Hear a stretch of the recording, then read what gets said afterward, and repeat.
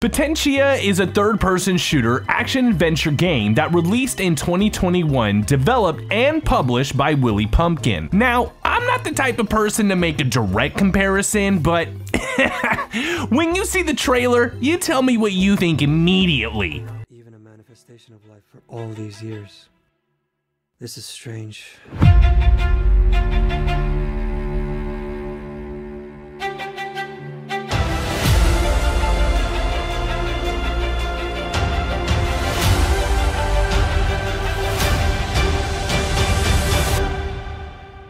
You knew it was our only chance. Yeah. So before we jump in, let's get a little bit more of the story here. Ongoing Cold War was about to end. Both sides declared that they would no longer continue pursuing the war effort.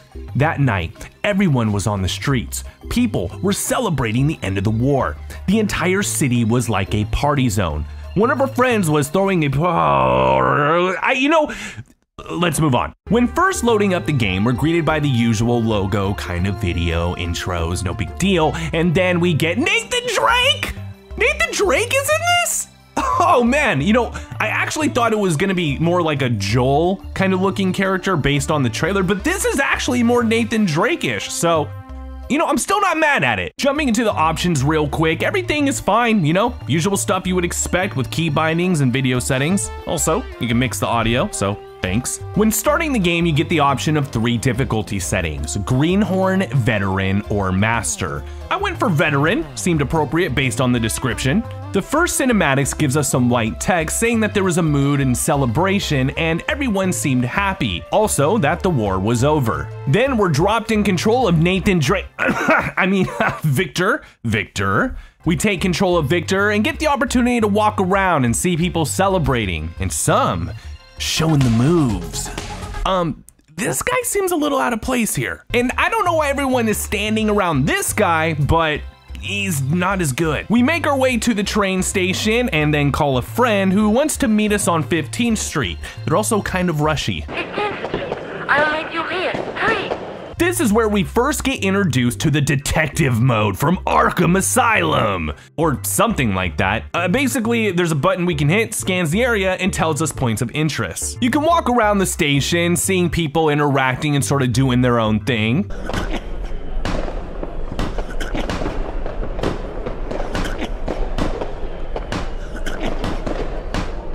Can someone get this guy a tissue? Continuing to walk around, we come across one of the only visual pieces of reading information, basically saying the war is over.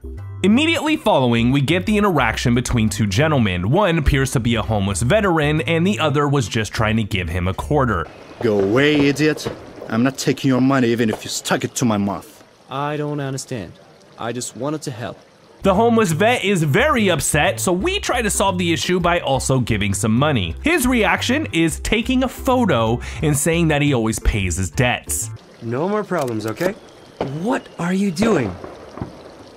Need that for my list to check that. Then we get to walk back to exactly where we just were, and the train arrives. Victor boards the train and it takes off. We get to see a few shots of him sitting enjoying the ride, and then it becomes Terminator 2 Judgment Day. Somehow, by some miracle, Victor survives and the other people don't. Running through the smoke and fire trying to survive, Victor mentions Anna. I need to get who we can only assume is the person he talked to on the phone moments ago. As we shimmy between 2 trains, we then see Anna? And she's watching a dude disappear. And then it fades to black. I'm so lost. We then get more black screen and white text, and then shown it is 3 years later. Next, our character gets told they need to go to the mall, and whoa, wait, who is this guy? Is this even the same guy? This doesn't even look like Nathan Drake anymore. This looks like the dude from 22 Jump Street.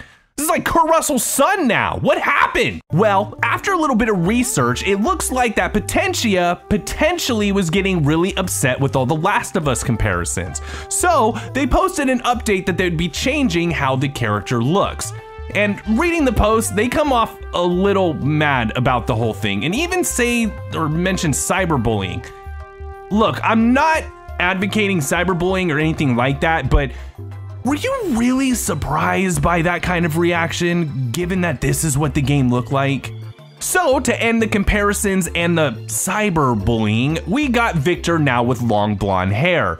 And I'm not mad at that, it's just such a jarring difference from how he looks in the beginning of the game.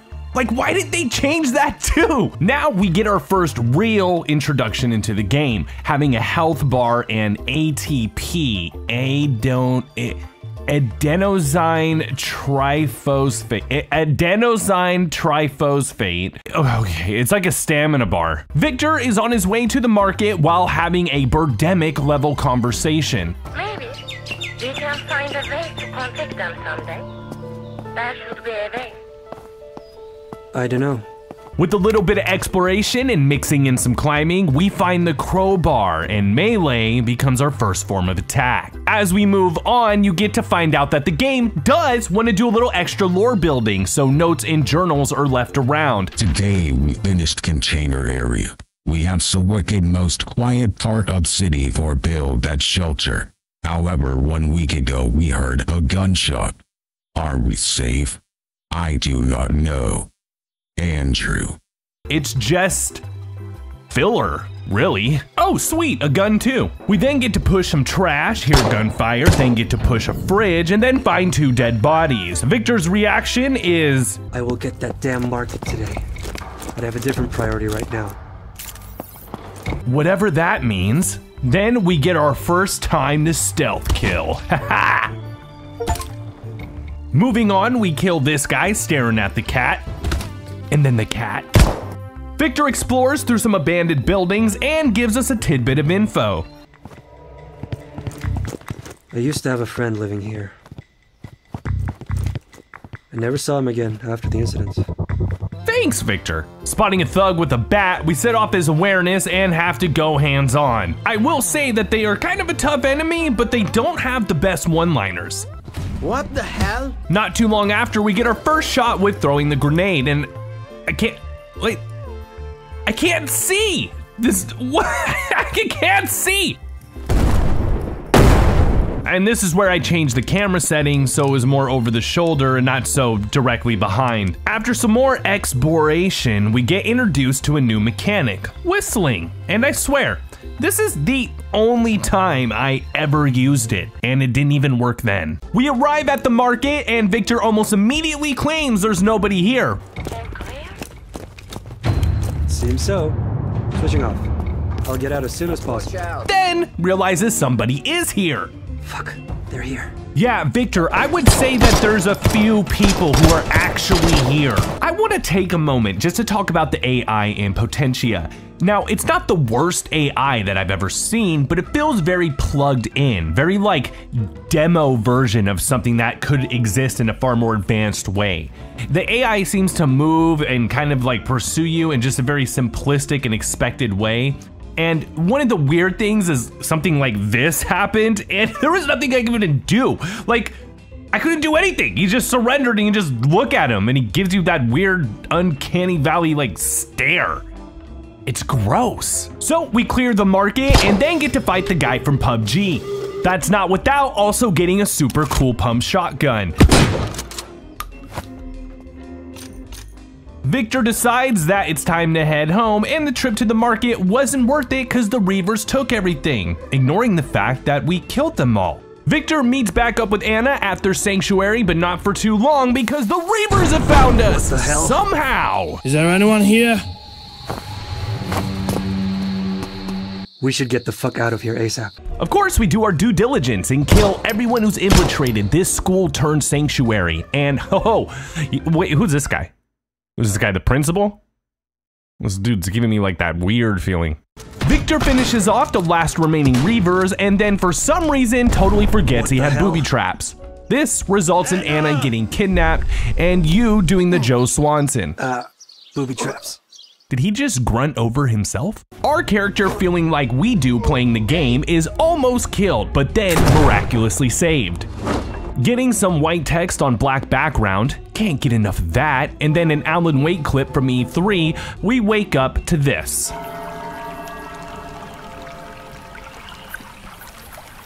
I guess you haven't completed your toilet training, eh?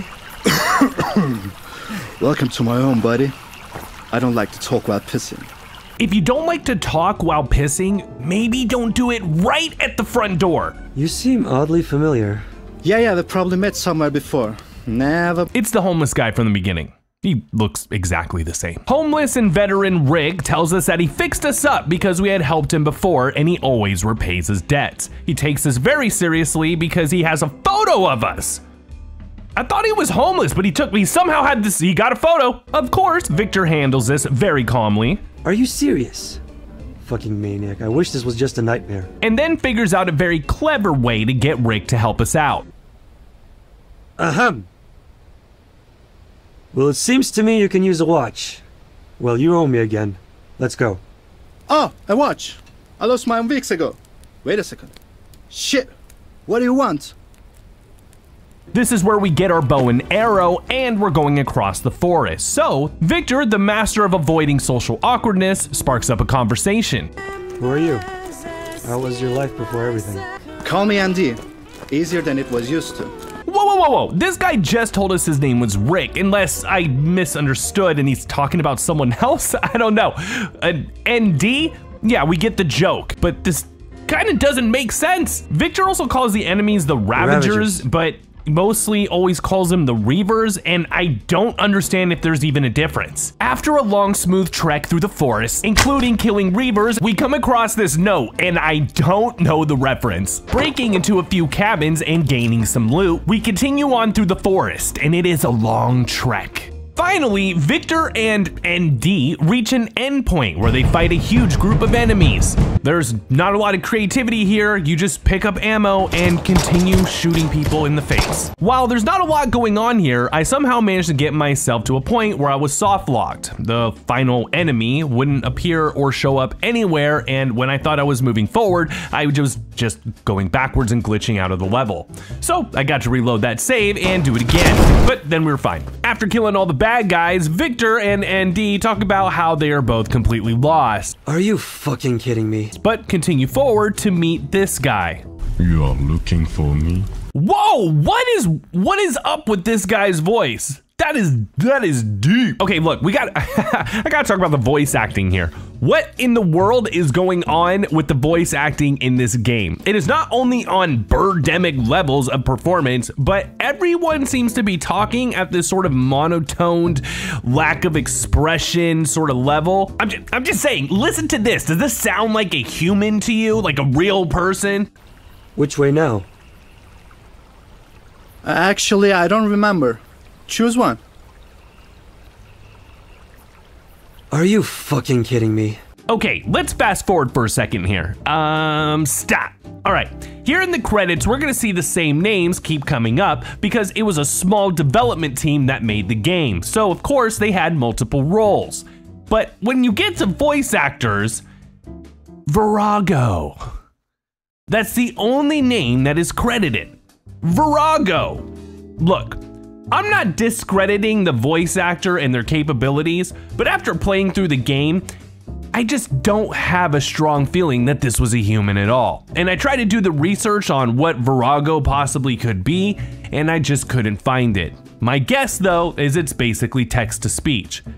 At least, I hope it is. Anyways, Victor and ND run into this guy who claims that we are looking for him, which, I'll be honest, I don't think up to this point we really were. After meeting the newly deep-voiced stranger, we follow him back to his Red Room base. It's a very awkward situation following him here and then asking if he'll help us, which he says he won't unless we help him first. So of course, Victor offers his skills and assets to fix generators, which pretty much means flipping a switch.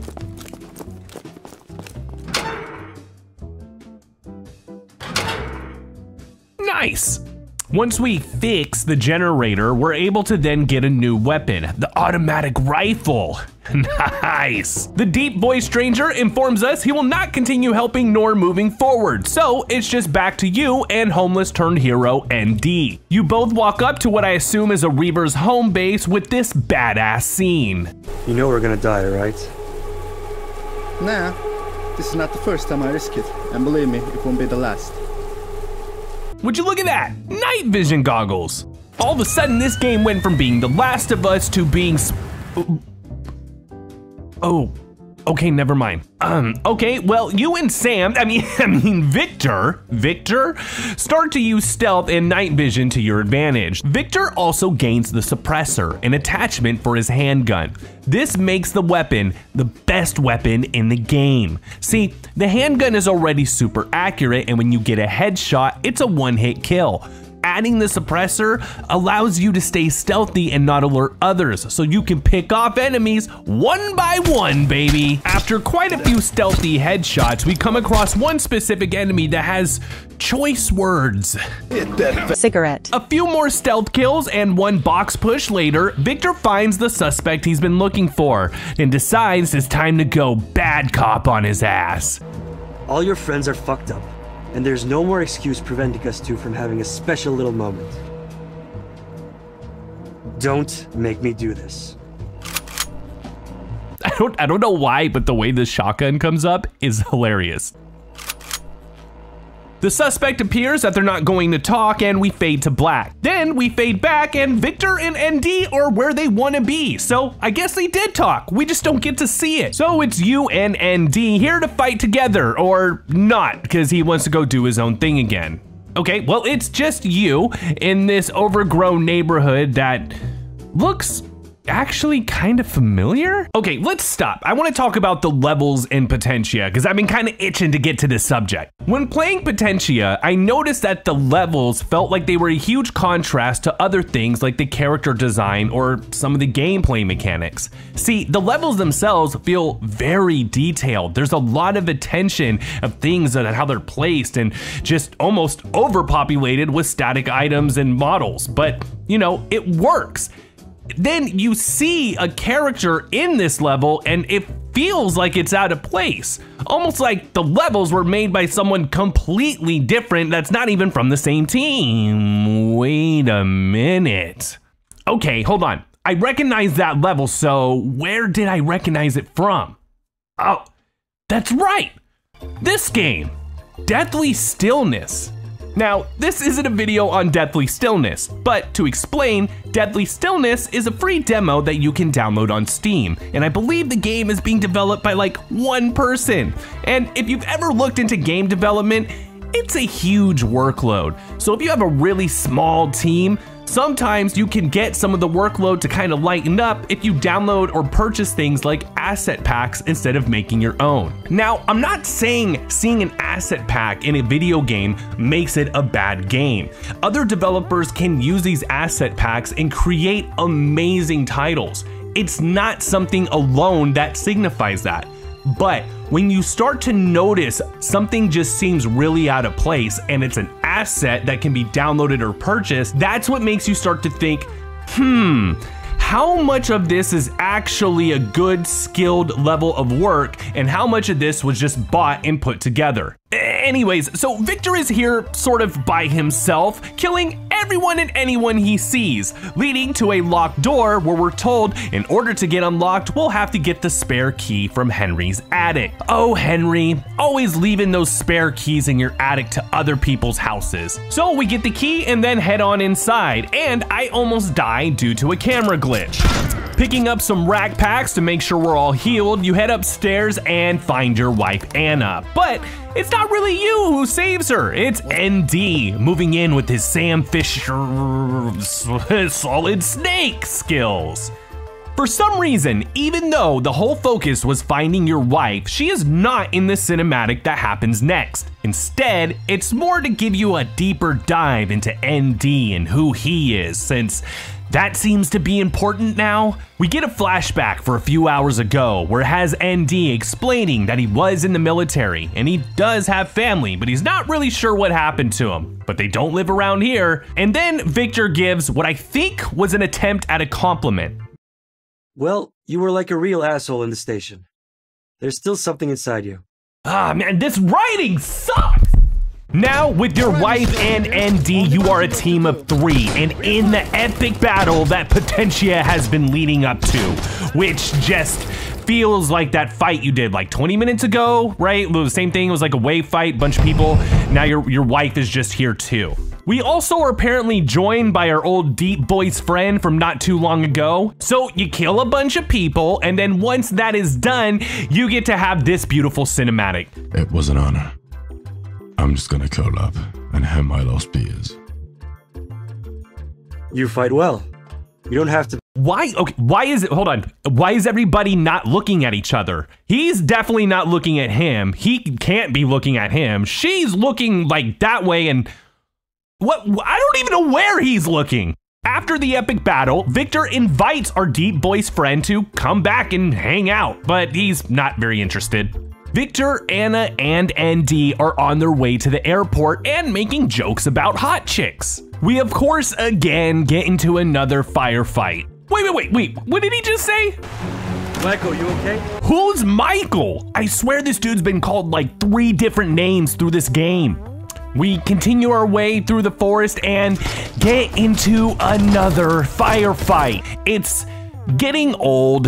So anyways, we killed a bunch of bad guys and then ended up glitching into a piece of the level that we're not supposed to get to. So of course we kill ourselves and then move forward. We make it to the airport and then ND tells us the specific plane parts we'll need. And of course, Anna offers to stay and just have you go. Dude, we did all this work to save you. You can't help me find a few things? Victor heads off to the factory to find the plane parts, cause I guess that's where they all are. And wouldn't you know it, we have to kill a bunch of enemies. It gets a little loud for a minute, but then we end up finding everything we need. Victor heads back and ND gets to work. I'm not a plane expert, but I don't think that is how that works. Night falls, and we finally get a conversation between Victor and his wife, but of course they talk about ND, because why wouldn't they? Also, this happens. Welcome to the jungle. What you bring that?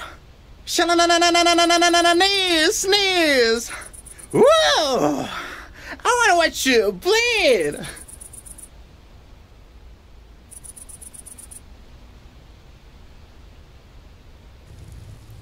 The next day, the plane is ready to go, but unfortunately, we don't have much time to waste. It looks like a lot of these bad dudes are rushing in. In addition, and without much context, we also have a military drone. This is what's gonna help defend the airplane as it tries to take off. It's funny because even Victor feels a little weird about this one. I'm sorry, look at the subtitles real quick. So do you if I ask that why the hell we did not use it before. So yeah, now you're controlling this military drone and firing 2 missiles at a time before reloading. Basically trying to kill any of the enemies coming at you without damaging the plane itself. And yeah, it did create this interesting challenge, but then I thought, this is Potentia. So I just started reloading before I fired my last missile, and the reload would happen quick enough that it created this like infinite ammo loop, and it was cake from there. At last, the plane makes it safely into the air, and we get our happy ending. Or did we? I may have been wounded in the woods. Are you telling me this now? You did it.